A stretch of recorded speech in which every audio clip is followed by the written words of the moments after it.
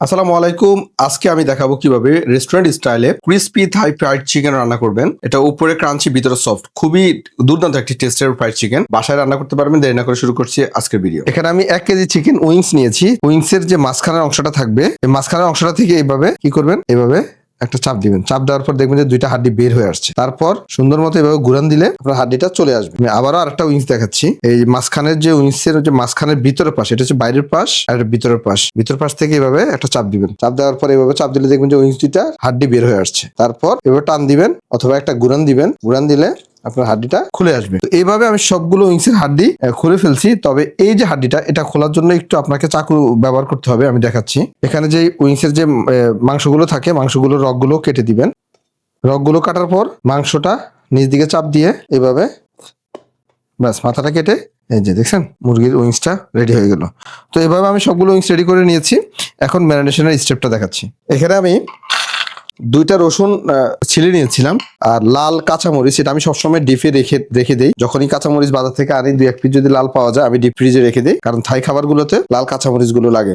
এখানে লাল কাঁচামরিচ আছে 4 পিস। এটা নির্ভর করে আপনি ঝালের উপরে, আপনি কতটা ঝাল কম বেশি পছন্দ করেন। আর একটু আদা দিচ্ছি, এটা আমাদের দেশি আদা। আদা আছে হচ্ছে আপনার 2 টেবিল স্পুন থেকে একটু বেশি। আর এটা অবশ্যই দিতে হবে, এটা হচ্ছে লেমন গ্রাস।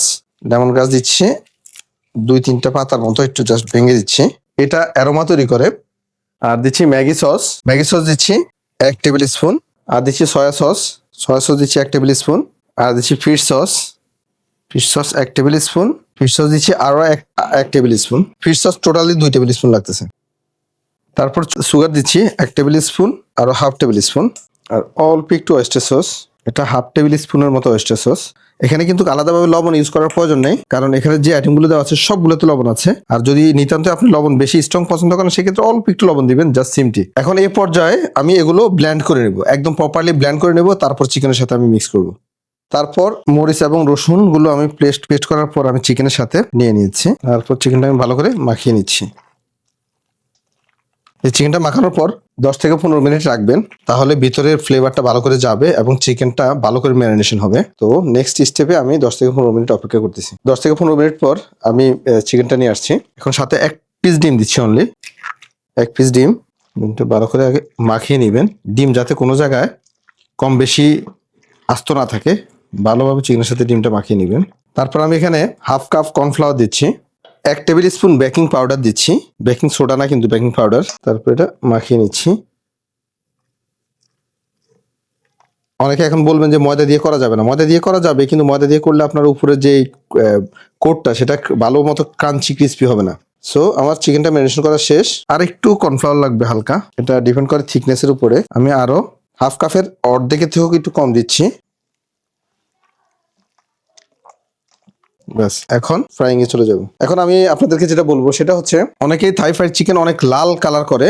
সেক্ষেত্রে আপনারা কাশ্মীরি চিল্লি অথবা যে কোনো রেড লাল মরিচ অথবা শুকনা লাল মরিচটা পেস্ট করে দিতে পারেন, সেক্ষেত্রে লাল কালার হবে। আর যদি এরকম লাইট কালার করেন, তাহলে আর লাল মরিচ বা কাশ্মীরি চিল্লি দেওয়ার প্রয়োজন নেই। তারপর আমি একটি কড়াইতে সয়াবিন তেল দিয়ে দিচ্ছি। তারপর তেল প্রপারলি হিট আপ হয়েছে কিনা সেটা বুঝবেন কিভাবে, অল্প একটু বেটার ছাড়বেন। তারপর যদি দেখেন 1 সেকেন্ডের ভিতরে বেশি উঠে, তাহলে মনে করবেন যে আপনার তেলটা পারফেক্টলি হিট হয়েছে। তো এখন আমি চিকেন উইংস গুলো ছেড়ে দিচ্ছি। সেম রেসিপিতে চিকেন দিয়েও ফ্রাই করতে পারবেন। বিসমিল্লাহ।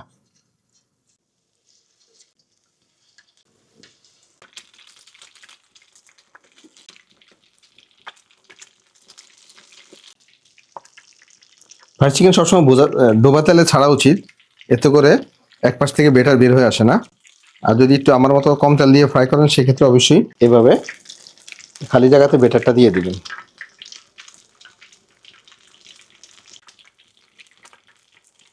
তারপর চিকেনটা জুসি রাখার জন্য, জুসি হওয়ার জন্য অবশ্যই ঢাকনা দিয়ে রাখতে হবে। আমি এখানে ঢাকনা দিয়ে রাখছি 7 থেকে 8 মিনিট। চিকেন চমৎকার লাফি হয়েছে।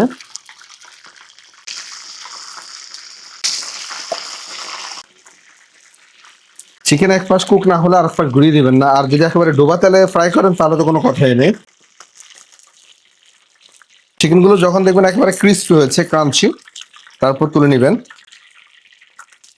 ফ্রাইং টাইমটা সর্বমোট সব মিলিয়ে প্রায় 8 থেকে 9 মিনিটের মতো সময় লাগে। এটা ডিপেন্ড করে মুরগির পিসের সাইজের উপরে।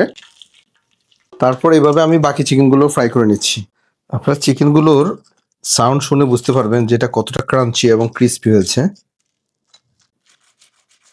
সাউন্ড শুনলে বোঝা যায় তা আসলে জোস একটা ফ্রাইড চিকেন। সো আমি এক পিস অলরেডি খেয়ে ফেলছি। বিসমিল্লাহ।